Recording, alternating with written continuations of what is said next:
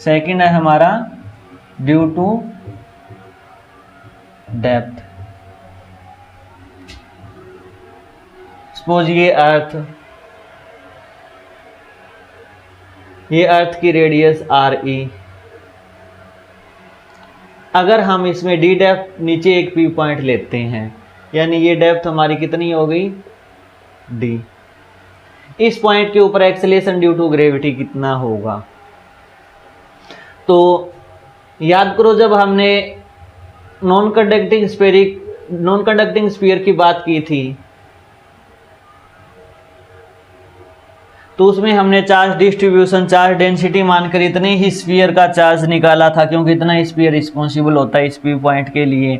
तो same to same हम यहाँ पर मास की बात करें तो सिर्फ और सिर्फ इतने स्फीयर का मास ही रिस्पॉन्सिबल होगा इस बात के लिए।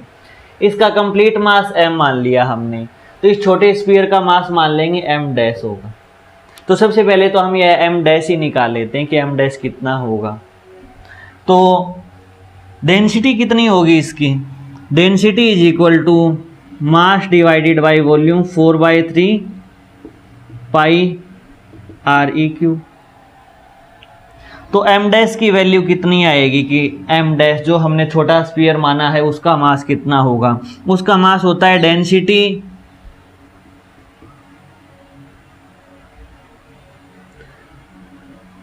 डेंसिटी इंटू वॉल्यूम होता है छोटे स्फीयर का। छोटे स्फीयर का वॉल्यूम क्या होगा?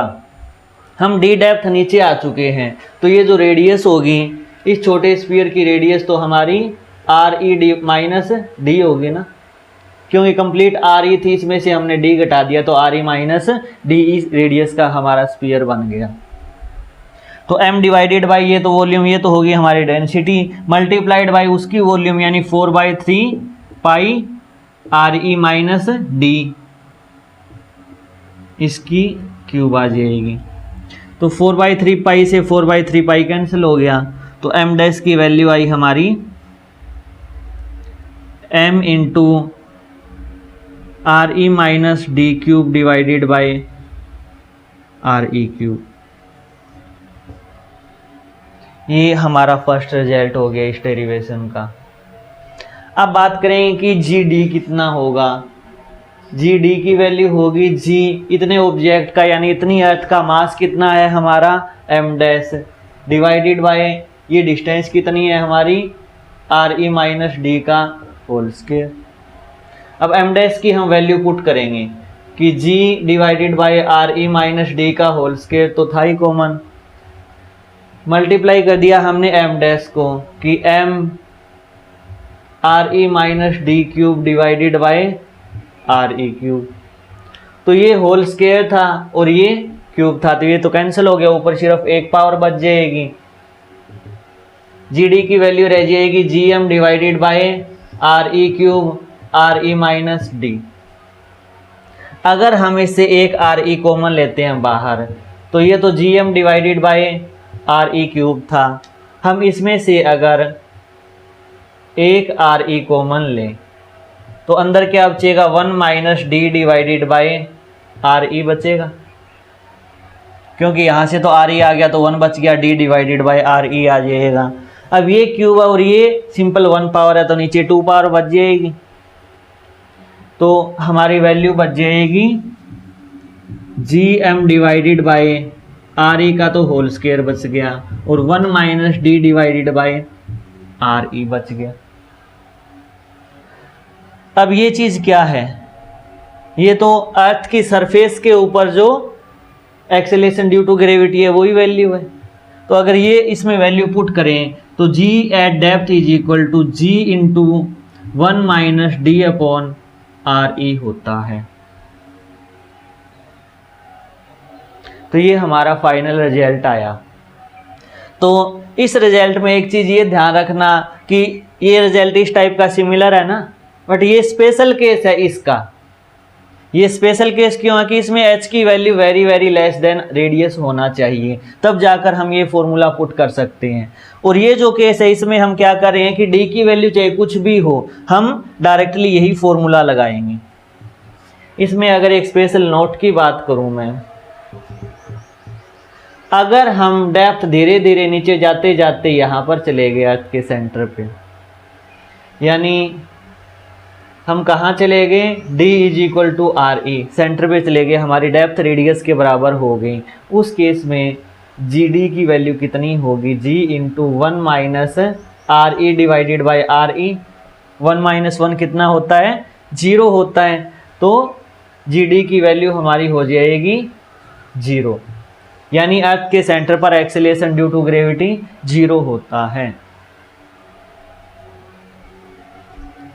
अब हमसे कई बार ये पूछ लिया जाता है कि कहाँ कहाँ हम वेटलेस होंगे, कि कहाँ कहाँ एक्सेलेरेशन ड्यू टू ग्रेविटी 0 होगा। तो उसका एक स्पेशल केस ये भी ध्यान में रखना कि सेंटर के ऊपर जाकर जी की वैल्यू 0 हो जाती है। इस चैप्टर के लास्ट में हम वेटलेसनेस की कंडीशन भी पढ़ेंगे, तो वहाँ पर भी ये चीज़ आएगी। तो ये चीज़ ध्यान में रखना कि जब हम सेंटर पे चले जाएंगे अर्थ के, तो उस केस के अंदर जी की वैल्यू 0 हो जाएगी, यानी वहाँ पर एम जी हमारा वेट जो होगा वह 0 हो जाएगा, हम वेटलेस फील करेंगे। तो ये एक डेप्थ के कारण डेरिवेशन थी। यानी हाइट का रिजल्ट हमारा ये आया, ये एक स्पेशल केस है। स्पेशल केस किसका है, चीज very very less than R E, तब जाकर हम ये फॉर्मूला अप्लाई कर सकते हैं। सेकंड हमारा वेरिएशन था जी ड्यू टू डेप्थ, जो कि आया हमारा g into 1 minus D upon R E के बराबर। अब डेप्थ के खैर ज़्यादा न्यूमेरिकल तो बनते नहीं, उसमें तो एक छोटी सी ये बात थी कि हम अगर हाइट रेडियस के बराबर ले लेते हैं तो हमें इस टाइप से फॉर्मूला यूज़ करना पड़ेगा। अगर हम हाइट की वैल्यू अप्रोक्सीमेट 5-10 किलोमीटर के अंडर रख लेते हैं तो हम डायरेक्ट अपनी शॉर्ट ट्रिक से भी आंसर निकाल सकते हैं। निकाल तो इससे भी सकते हैं, लेकिन इसमें आर ई डिवाइडेड बाई 1000 करो तो कैलकुलेशन टफ होती है और अप्रोक्सीमेट रिजल्ट हमारा सेम ही आता है। तो हम अपनी सुविधा के लिए डायरेक्ट ये फॉर्मूला लगा लेते हैं। इसमें जो हमारा न्यूमेरिकल बनेगा, मैं आपको कह दूंगा कि 20 किलोमीटर नीचे बताओ जी की वैल्यू क्या होगी। तो रेडियस ऑफ अर्थ आपको पता है 20 किलोमीटर, यहाँ वैल्यू पुट कर दोगे, यहाँ 9.81 पुट कर दोगे, आंसर आ जाएगा। तो वो खैर हम न्यूमेरिकल इसके ऊपर नहीं कर रहे। एक अच्छा सा क्वेश्चन दोनों की रिलेशन पे बनता है।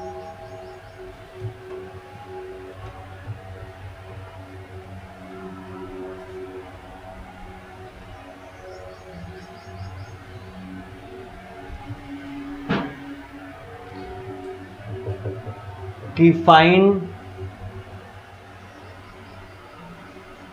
Relation between H and D for which GH is equal to GD। यह एक स्पेशल केस है, H is very very less than RE। यानी GH is equal to GD होगा, उस केस के अंदर H और D में क्या रिलेशन होगी, ये चीज़ हमें डिफाइन करनी है। और H हम हाइट जो ले रहे हैं ना, वह approximate equal to radius of earth के बिल्कुल नज़दीक ही है, मतलब सरफेस के नज़दीक ही है। H is very very less than R E है। उसका हमारा सॉल्यूशन क्या होगा, ये एक अच्छा क्वेश्चन बनता है और बोर्ड में भी 1-2 बार पूछा जा चुका है। तो हम क्या करेंगे, दोनों फॉर्मूलों को इक्वेट करेंगे।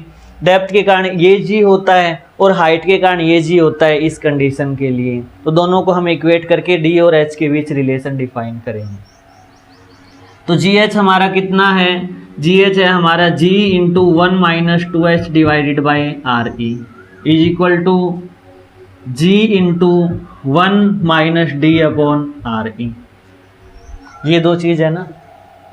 अब सारी चीज़ें तो कॉमन है, आप डायरेक्ट इसका रिजल्ट निकाल भी सकते हो, अदरवाइज कट पिट करके जैसे भी आप सोल्व करोगे तो आप खुद देखो कि ये 2h और ये d है, यानी d की वैल्यू किसके बराबर होगी, 2h के बराबर होगी। तो सारी सिमिलरिटी है ना हमारी। तो इस केस में हम ये कह सकते हैं कि एक्सेलेरेशन ड्यू टू ग्रेविटी हमारा हाइट और डेप्थ पे सेम होगा अगर हम डेप्थ 2h जितनी चले जाएं। यानी अगर हाइट हम 2 किलोमीटर ले रहे हैं तो उतना ही जी लेने के लिए हमें डेप्थ 4 किलोमीटर जाना पड़ेगा, तब हमारे जी की वैल्यू इक्वल होगी। तो ये चीज़ कहना चाहता है, तो ये चीज़ भी आपको याद रखनी है।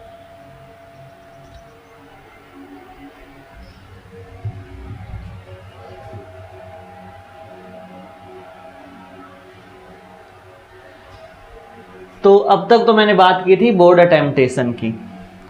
अब बात कर रहा हूं कि हम इस चैप्टर को इलेक्ट्रोस्टैटिक्स के साथ क्यों पढ़ते हैं। उसका रीज़न, क्योंकि ये दोनों के दोनों फॉर्मूले बहुत इजीली कैलकुलेट कर लेते हैं हम उस केस के लिए। जैसे हमने पढ़ा था नॉन कंडक्टिंग स्फीयर के लिए इलेक्ट्रिकल फील्ड इंटेंसिटी होता है हमारा KQ divided by R square, अगर हमारा R is greater than equal to RE हो, यानी रेडियस ऑफ जो स्फीयर है उससे अगर R की वैल्यू ज़्यादा हो तो हमारी इलेक्ट्रिकल फील्ड इंटेंसिटी होती है ये। अगर मैं G की बात करूं कि EG यानी ग्रेविटेशनल फील्ड इंटेंसिटी की बात करूं तो उस केस के अंदर GM divided by R square होगा, R की वैल्यू अगर greater than equal to R हो, ये चीज़ है। तो हमारा हाइट पे जा रहे हैं, यानी ये अर्थ है और अर्थ से हम ऊपर की तरफ जा रहे हैं, हाइट पे जा रहे हैं।